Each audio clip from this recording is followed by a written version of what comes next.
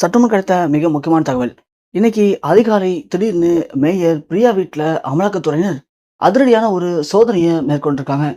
அந்த சோதனையில பல கோடி ரூபாய் பணமும், அதற்கு உண்டான சில முக்கியமான ஆதாரங்களும் மூட்டை மூட்டையா இன்னைக்கு அமலாக்கத்துறையினர் கைப்பற்றிக்கதா மிக முக்கியமான தகவல் இப்போ வெளியாயிருக்கு.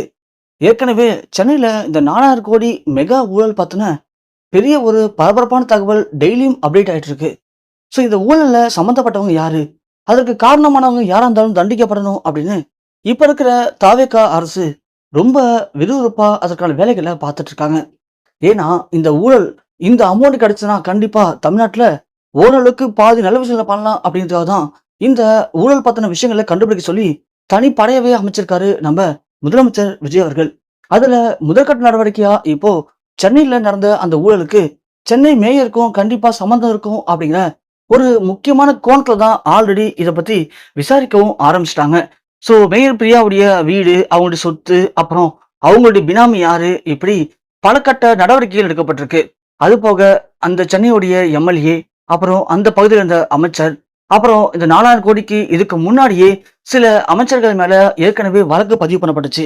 அவங்க மேல எதனால வழக்கு இது வரைக்கும் விசாரிக்கப்படல, அப்படி பல கோணத்துல பல பேர் பின்னாடி அமலாக்கத்துறையினர் பயங்கர ஒரு ஆதாரத்தோட சுத்திக்கிட்டு இருந்தாங்க.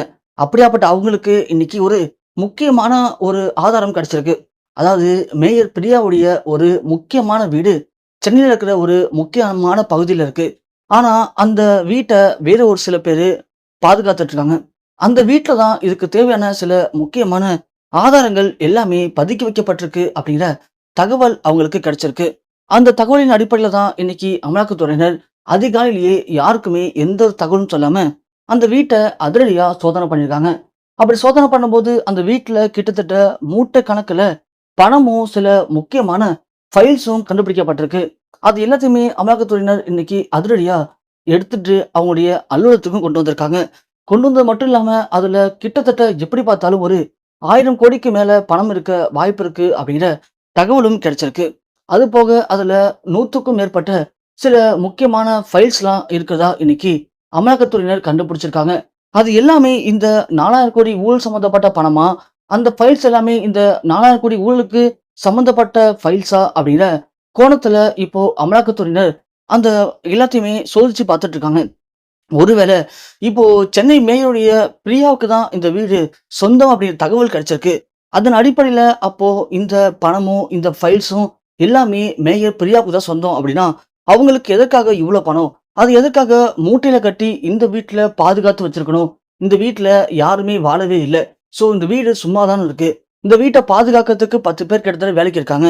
அப்படி இவ்வளவு பேர் போட்டு இந்த வீட்டை பாதுகாத்து இவ்வளவு பணத்தை இங்க பதுக்கி வைக்கிறதுக்கான நோக்கம் என்ன? இப்படி பல கட்ட கோணத்துல அமலாக்கத்துறையினர் அவங்களுடைய முதற்கட்ட விசாரணையை ஆரம்பிச்சிருக்காங்க. ஸோ இது கண்டிப்பா ஊழல் பணம் அப்படிங்கிற விஷயங்கள் தெரிய வரும் பட்சத்தில் மேயர் பிரியா அதிரடியா கைது செய்யப்படலாம். இவங்களுக்கு பின்னாடி இருக்கிறது யாரா இருந்தாலும் அவங்களும் கண்டிப்பாக கைது செய்யப்பட்டு சிறையில் அடைக்கப்பட்டு அவங்களுக்கான தண்டனையை வாங்கி தருவோம் அப்படின்னு இப்போ தாவேக்காவுடைய மிக முக்கியமான அமைச்சர்கள் உறுதிமொழி எடுத்திருக்காங்க. ஸோ உண்மையிலேயே இந்த பணமும் இந்த ஃபைல்ஸும் எல்லாமே அந்த ஊழலுக்கு சம்பந்தப்பட்ட பணம் தான். இவர்கள் எல்லாருமே கைது செய்யப்படணும்னு நீங்க நினைச்சீங்க அப்படின்னா மறக்காம நம்ம வீடியோக்கு ஒரு லைக் பண்ணி நம்ம சேனல் தொடர்ந்து சப்ஸ்கிரைப் பண்ணி ஃபாலோ பண்ணுங்க.